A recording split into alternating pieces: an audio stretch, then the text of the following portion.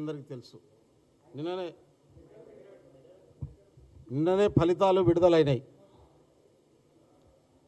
మన దగ్గర జరిగినటువంటి జూబ్లీ హిల్స్ బై ఎలక్షన్లో మాకంటే ముందుగా ప్రతిపక్ష పార్టీ అయినటువంటి బీఆర్ఎస్ ఇది 2 ఏళ్ల కాంగ్రెస్ పాలనకు రెఫరెండం అని డిక్లేర్ చేసింది. దాన్ని మేము స్వీకరించాం. ప్రజలు రేవంత్ రెడ్డి గారి 2 ఏళ్ల పాలనకు రెఫరెండంగా 24,600 మెజార్టీతో కాంగ్రెస్ పార్టీని గెలిపించారు.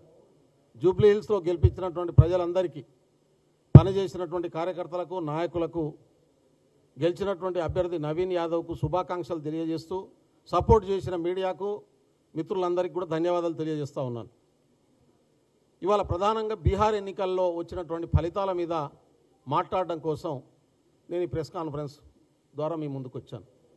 బీహార్లో జరిగినటువంటి ఎన్నికల ఫలితాలను చూసిన తర్వాత ఎలక్షన్ కమిషను రాహుల్ గాంధీ గారు చెప్తున్నట్టుగా ఓట్ల దొంగతనం చేస్తుందా లేదా, అసలు ఏం జరుగుతుందనేటటువంటి విషయాన్ని ఇవాళ పొద్దున 3 గంటల నుంచి దాదాపు 9 గంటల వరకు ఎలక్షన్ కమిషన్ వెబ్సైటు, బీహార్లో వచ్చినటువంటి పేపర్సు, న్యూస్ పేపర్సు, గత 2-3 నెలలుగా బీహార్లో జరుగుతున్నటువంటి తతంగాన్నంతా చూసిన తర్వాత మీతో మాట్లాడాలని చెప్పి ఈ ప్రెస్ కాన్ఫరెన్స్ పెట్టాను. మిత్రులారా, బీహార్లో జరిగింది రాజ్యాంగబద్ధమైనటువంటి ఎన్నికలు కావు.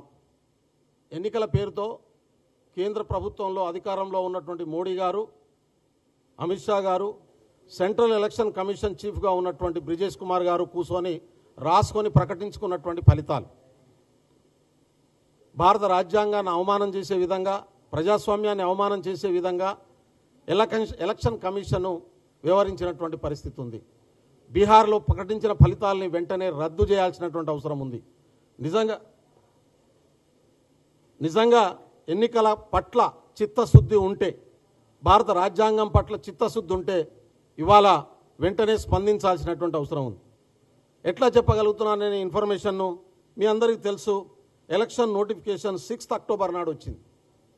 6వ తారీఖు నాడు ప్రెస్ రిలీజ్ చేస్తూ ఎలక్షన్ కమిషన్ చెప్పినటువంటి ఇన్ఫర్మేషన్ ఏంటంటే, బీహార్లో మొత్తంగా 7,43,55,976 ఓట్లున్నాయని ప్రకటించింది. ఎన్ని? 7,43,55,976 ఓట్లు బీహార్ రాష్ట్రంలో ఉన్నాయనేటటువంటి విషయాన్ని ఎలక్షన్ కమిషన్ ప్రకటించినటువంటి పరిస్థితి.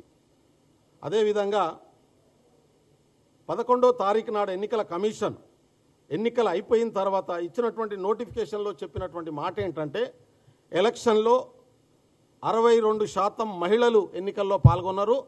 62% పురుషులు, 62.8% పురుషులు పాల్గొన్నారు.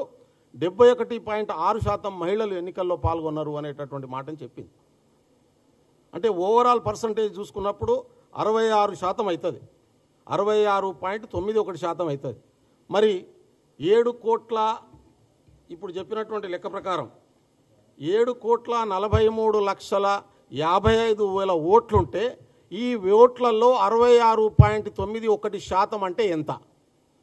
నాకు తెలిసిన, నేను మెకానికల్ ఇంజనీర్ని, నేను ఇంజనీరింగ్ చదువుకున్నా, నేను మ్యాథమెటిక్స్ ఏదో కొంత వస్తుంది. ఆ లెక్క ప్రకారం చూసుకున్నప్పుడు దాదాపు 5,18,00,000 చిల్లర ఓట్లు, అంటే 5,19,00,000 ఓట్లు మాత్రమే పోలు కావాల్సినటువంటి అవసరం ఉంది. అటు ఇటు చూసుకుంటే 5,20,00,000 ఓట్లు పోలు కావాలి.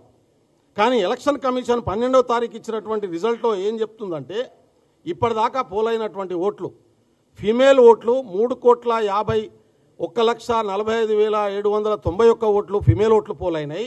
మేల్ ఓట్లు 3,93,79,366 ఓట్లు పోలైనాయి అనేటటువంటి మాటను ఎలక్షన్ కమిషన్ చెప్తా ఉంది.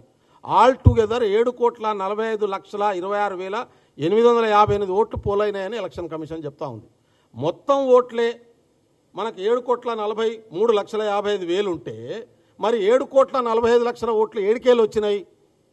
ఇవాళ ఎలక్షన్ కమిషన్ సమాధానం చెప్పాల్సినటువంటి అవసరం ఉంది. మొత్తం ఓట్లే 7,43,55,976 ఓట్లుంటే 7,45,26,858 ఓట్లు ఏడికేళ్ళు వచ్చినాయి. అది కూడా ఆ ఓట్ల లెక్కని చెప్తూ 66.91% మాత్రమే అని చెప్తున్నటువంటి పరిస్థితి ఉంది. ఓట్ల సంఖ్య తప్ప, లేకుంటే ఫలితాల్లో వచ్చినటువంటి ఫలితాల తప్ప, పర్సంటేజ్ ఆఫ్ ఓట్లు తప్ప ఇవాళ ఏది తప్పో ఎలక్షన్ కమిషన్ సమాధానం చెప్పాల్సినటువంటి అవసరం ఉంది. అందుకనే చెప్తా ఉన్నాను, బీహార్లో జరిగింది ఎన్నికలు కాదు. బ్రిజేష్ కుమారు మన డిప్యూటీ హోంమంత్రిగా ఉన్నాడు. హోంమంత్రిగా ఉన్నటువంటి అమిత్ షా గారు, అదేవిధంగా ప్రధానమంత్రి గారు ప్రధానమంత్రి కార్యాలయంలో కూర్చొని రాసుకొని ప్రకటించుకున్న ఫలితాలు తప్ప ప్రజల ఓట్లు ఇచ్చినటువంటి ఓట్ల ఫలితాలు కావు అనేటటువంటి విషయం ఈ 3 అంకెలతోనే తేలిపోతున్నటువంటి పరిస్థితి చాలా స్పష్టంగా ఉంది. అంటే భారత రాజకీయ వ్యవస్థను, రాజ్యాంగ వ్యవస్థను, రాజ్యాంగం ప్రకారం ప్రజలకు ఇచ్చినటువంటి ఓటు హక్కును పూర్తిగా దొంగతనం చేసి ఇవాళ ప్రజాస్వామ్యమే లేకుండా చేసేటటువంటి కుట్ర ఇవాళ బీహార్లో జరుగుతున్నటువంటి పరిస్థితి చాలా స్పష్టంగా ఉంది.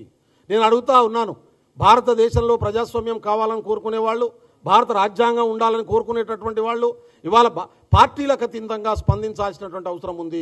ఎలక్షన్ కమిషన్ను ప్రశ్నించాల్సినటువంటి అవసరం ఉంది. ఈ దొంగల పట్ల అప్రమత్తంగా ఉండాల్సినటువంటి అవసరం ఉంది. రాజ్యాంగాన్ని కాపాడుకోవాల్సినటువంటి అవసరం ఉంది. నిన్న ప్రధానమంత్రి గారు మాట్లాడుతూ చెప్తా ఉన్నారు, నిన్న సాయంత్రం చాలా స్పష్టంగా చెప్పారు, ఎన్నికల కమిషన్ చాలా అద్భుతంగా పనిచేసింది, చాలా పద్ధతి ప్రకారం పనిచేసింది అని చెప్తా ఉన్నాను. ఏ పద్ధతి ప్రకారం పనిచేసింది మోడీ గారు సమాధానం చెప్పాలి. అమిత్ షా గారు 13వ తారీఖు నాడు మధ్యాహ్నం 2 గంటల నుంచి నైట్ 2 గంటల వరకు ఇవాళ అన్ని పోలింగ్ బూతులలో, బీహార్లో ఉన్నటువంటి అన్ని పోలింగ్ బూతులకు సంబంధించినటువంటి సీసీ కెమెరాలు ఎందుకు బంద్ చేయించాల్సినటువంటి పరిస్థితి వచ్చింది? ఎవరి కోసం బంద్ చేయించాల్సినటువంటి పరిస్థితి వచ్చింది? లారీలకు సంబంధించిన ఈవీఎంలు పోలింగ్ కేంద్రాల దగ్గరికి ఎందుకు వెళ్ళినటువంటి పరిస్థితి వచ్చింది? ఎవరు తీసుకెళ్లారు వాటిని? అంటే ఓట్లలో పాల్గొనటువంటి ఈవీఎం మిషన్లు లారీల కొద్దీ ప్రజలు పట్టుకున్నటువంటి లారీలు బయటకు వచ్చినాయి. కానీ పోలింగ్ కేంద్రాల దగ్గర అవేం చేస్తున్నాయి? ఎందుకు ఆ లారీలు అక్కడికి పోయినటువంటి సమాధానం చెప్పాలి. మొత్తం ఈవీఎం మిషన్లను మార్చేసి వాళ్ళకు కావాల్సినటువంటి పద్ధతిలో ఇవాళ ఫలితాలను డిక్లేర్ చేసుకున్నటువంటి విషయం చాలా స్పష్టంగా అర్థమవుతున్నటువంటి పరిస్థితి ఉంది. అందుకనే ప్రజాస్వామ్యాన్ని కాపాడుకోవాలంటే రాజ్యాంగం ప్రకారం ప్రజల అధికారం ఇచ్చినటువంటి వాళ్ళే, ప్రజలు ఓట్లు వేసిన వాళ్ళే అధికారాల్లో ఉండాలంటే ప్రజలు నిర్భయంగా ఓట్లలో పాల్గొనాల్సినటువంటి అవసరం ఉంది. ప్రజలు ఇచ్చినటువంటి ఫలితాలని యాజ్ ఇట్ ఈస్గా డిక్లేర్ చేయాల్సినటువంటి అవసరం ఉంది. అట్లా కాకుండా అధికారంలో ఉన్నటువంటి పార్టీ పోలీసులను పెట్టి, ఆర్మీని పెట్టి వాళ్ళకు కావాల్సినటువంటి పద్ధతుల్లో ఓట్లను వాళ్ళే వేసుకొని వాటిని రిజల్ట్గా డిక్లేర్ చేసి ఇదే ప్రజాభిప్రాయం అని చెప్పి అటు ఒకవైపు మీడియాను మేనేజ్ చేసి ఇదే ప్రజాభిప్రాయం అని చెప్పి తీసుకొస్తున్నటువంటి విధానం భారత రాజ్యాంగ వ్యవస్థను విధ్వంసం చేసేటటువంటి విధానం. అందుకనే చెప్తా ఉన్నాను, బీహార్ ఎన్నికలను రద్దు చేయాలి. బీహార్ ఎన్నికల స్థానంలో మళ్ళీ కొత్త ఓటర్ లిస్టులతోని ప్రజలందరినీ కూడా నిర్భయంగా ఓట్లలో పాల్గొనేటటువంటి పద్ధతిలో మళ్ళా రీఎలక్షన్ కండక్ట్ చేయాల్సినటువంటి అవసరం ఉంది. లేకపోతే భారతదేశంలో ప్రజాస్వామ్యం ఉండదు, రాజ్యాంగం ఉండదు. బీహార్లో